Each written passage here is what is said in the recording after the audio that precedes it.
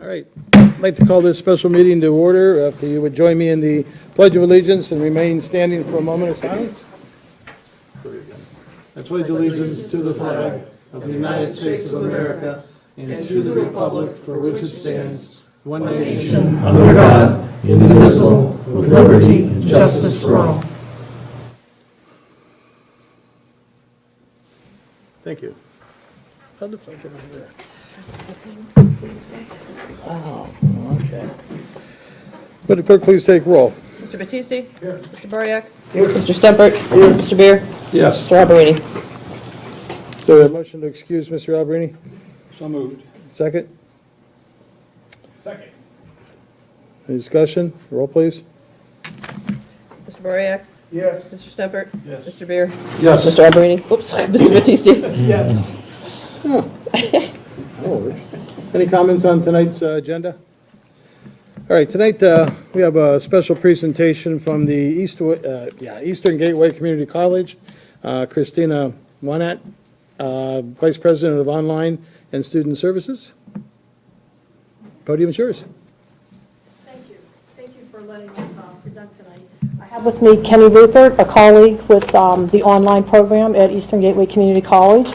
And we're here tonight to present to you the free college benefit. This is a program we started back in October 2015, and it is a program that we offer to union members throughout the country.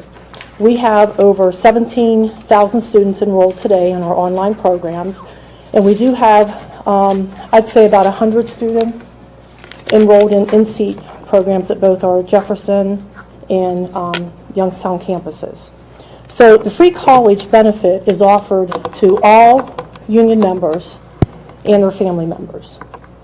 And with the closing of the Lordstown plant, we are extending that to all of the UAW members, and their family and their family members. We also are extending this to any of the businesses that are affected by the closing. So this would be for the small business owners or any other employees that work at any other businesses that would be impacted by that closing. So it would be the workers and their family members again. So as I stated, this is a free college benefit. There is no out-of-pocket expense for anything. The tuition is covered, their fees are covered, and their books are covered. So I'm going to let Kenny explain to you a little bit more about the programs, and he will talk a little bit in depth about the programs we offer in-seat in Youngstown, and then he'll also talk about the programs that are offered totally online for these students. Okay? Mr. Mayor and council members, thank you. So kind of building off of that, so we do have our campus in Youngstown, which does offer both associate's degree and career training programs that are also available for those that may have lost their job at the Lordstown location. Abilities to use WIOA funding and TAA funding, those are additional programs that we offer. CDL, we offer machinist, welding, we have our EMT paramedic programs and our central service technician program, which are all more career training focused programs that could be eligible for that funding and the free college benefit. We also offer paralegal, business management. One of our largest and most interesting programs is our IT program. We offer that available online, and again can be taken at locations as well. One of the other programs that we are going to be doing as well as a new administrative assistant program, which is going to be our professional office management program coming this fall.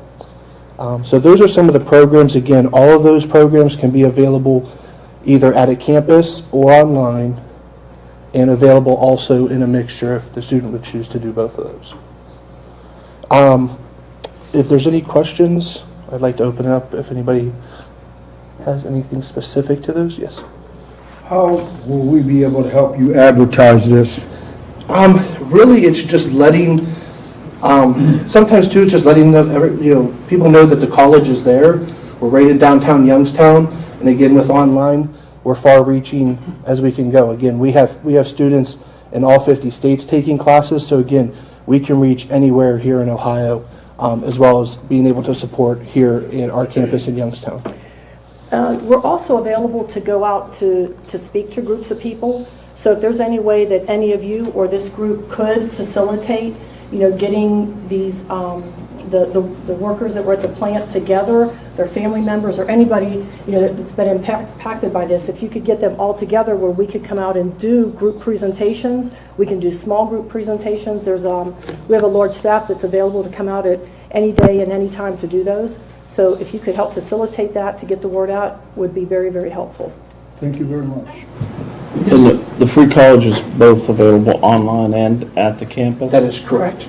It does, you could choose, are all the programs available online or just Not two? all programs are available online, so some of those technical programs I mentioned, like the machinist and the welding, those would require to be on campus, and those are available at our Youngstown campus.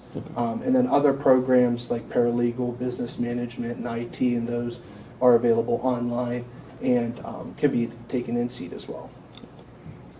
Yes. What were the total number of different programs you're offering? I'm sorry. Well, right now, caught on- we offer, at the Youngstown location, there should be 12 programs, degrees and certificates there, and then as well as online. Thank you. For those two. There's been other closings like Kmart and Sears and so on. If they're not covered, you do have grants and so on for people? Yes, so we do encourage all students that would be going through to utilize some of the funding that's available to them in the forms of Pell Grant, which is the federal funding, or as I mentioned, the WIA funding or the TAA funding that might be out there to them, and they can use those. So there are certain programs that we actually have to submit to be approved through the WIOA and the TAA funding. And so we have to submit those, get those approved, so that way if someone is eligible for that funding, they know they can come to our program and utilize it.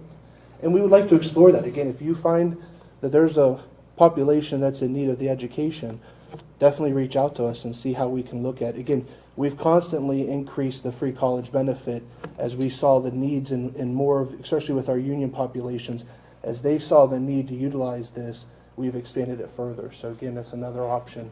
So if somebody wants to, come down and see about funding at the Youngstown campus or the Jefferson campus, you have staff there that's ready to Yep. help them. Correct. And we have dedicated staff for financial aid, admissions, that can walk the student through that. They can even call in. We have staff available by phone. They can come to the campus and look at all their options that are available to them. I'm a casualty of that Lordstown closing, but thankfully I've got enough time to retire. You guys ever think about calling the hall and talking to Dave Green, the president? Because I was there about a week ago and I brought over some medical paperwork to the benefit people. And there's a whole staff of people trying to direct people into different directions over there, and I don't know who they were, but you could probably call Dave and, maybe they get you a seat there or something. Dave Green? Dave Green, yeah. And that's with That's 1112. 11, 12. Okay. As I was talking to you before the meeting, and the superintendent just walked in, so I was at a seminar about a month ago where they talked about a work program for students in the high school or other people in the community that need trained. A lot of places have businesses that are looking for employees, and they need specific training or that.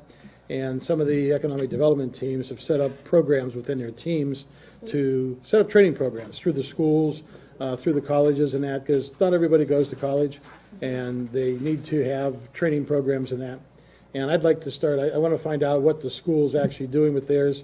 I've talked with Jobs Ohio and Warren and, the things that they're doing. But I'd like to see, sit down sometime with you and, BS about what you guys have, what you can do, and how, like I said, I want to find out what the school's doing and see what we can do to take some of our students or, people within the community that are looking for a job.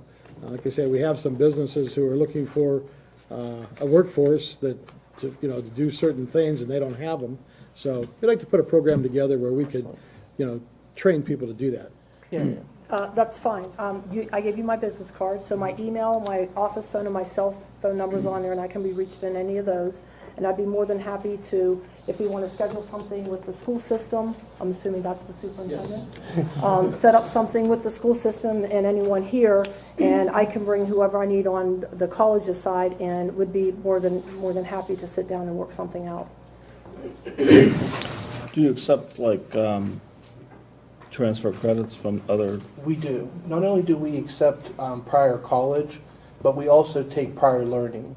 So prior trainings and things, prior experiences, so those that were working that would have been laid off, if we could figure out a way to take that training and all those years of service there and find a way to bring that credit in and get it transferred from prior experience to credit hours that we can actually award That's them. if it was shut down? No, just in general. Just We in do general. that, we do that with, currently with police officers, we do that with corrections officers with their prior training that they've gone through academies and things, we take that credit in. So not just because they were laid off, but in that case that they may be looking at trying to find a way to take their experience and how do you translate that to college coursework. Okay. So, Any other questions? Thank you, Mr. Chairman. Councilman Beer and I attended a seminar over at Eastern Gateway, and was impressed of what you're doing to get these folks trained. And in fact, I believe that Congressman Ryan attended that session as well, because he wanted to put his imprimatur on all the efforts that you're making. And I was wondering if you could talk a little bit about one of the things I found most impressive, and that was a discussion about a simulated factory you kind of built over there in order for these machinists to get the appropriate training. Yeah, that's at our, we have rented space at the Chaffin Career Center. I think everyone knows where that is. And we have, through a TACT grant, it was a national grant that we received that about three or 4 years ago. We were able to put in an extensive machining lab and also a welding lab. The welding lab went in first, and then the machining lab recently went in, and we started enrolling students, I think, last year into that. I have not seen that lab. I saw the welding lab. I have not seen the machining lab, but it is it's state of the art. It has all the state of the art equipment that the employers currently use. So the students, once they're trained, they can just assimilate right into the workforce. Great, anything else? I'd like to note also, because, you talked before when we were down at the meeting where Congressman Ryan was at, about you have some people that are like in their 60s and 70s Yes. that are taking classes. And I was just wondering, what kind of finances do you have for older people that maybe might be interested in learning a career job to supplement their income or something? Well, again, if they've been impacted by the downsizing, or if they are a union member, then it would be totally free to them. If not, then they would, complete the federal financial aid document, and then they could apply for loans or other grants. And we also have scholarships available. Seems I remember reading online that you guys have a pretty high level of success at getting grants for people, more than a lot of places it sounded like. yeah, and some of it, when they do the application, when you do the FAFSA and complete that, it is income-based. So depending on if somebody may be at that age and retired or is single and things like that, their eligibility for that federal funding, especially if they've never used it before. Again, if you went directly out of high school and went right into a trade and didn't go through a higher education in that way, then there's that funding that's available to everybody that based on the income could allow them to meet that. So maybe they wouldn't have qualified while they were working in that trade, but now that they're retired and they had a lower income, now that they're eligible for that funding as well. Okay. So, Anything else? Well, thank you very much, and Well, we we'll thank you. get in touch with you and try to see what we can work out with everybody. Would you like us to leave these flyers? Yes, please. These are, as I told the mayor, these are in black and white. I'll leave my business cards too. We can get them in color. They give a little bit more information. But the telephone number is on there, so if anyone is interested, they call that number. That goes right to our offices at the Youngstown campus to help those impacted by the Lordstown. closing. Thank you very much. Thank you. Thank you. All right, anyone wishing to make comments on tonight's agenda? We have a motion to adjourn. Make that motion. Second? Second.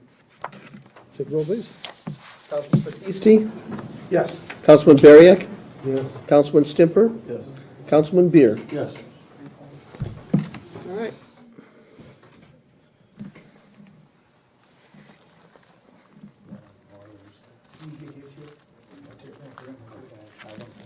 Mark's got one, yeah. But did you get a flyer, Mark?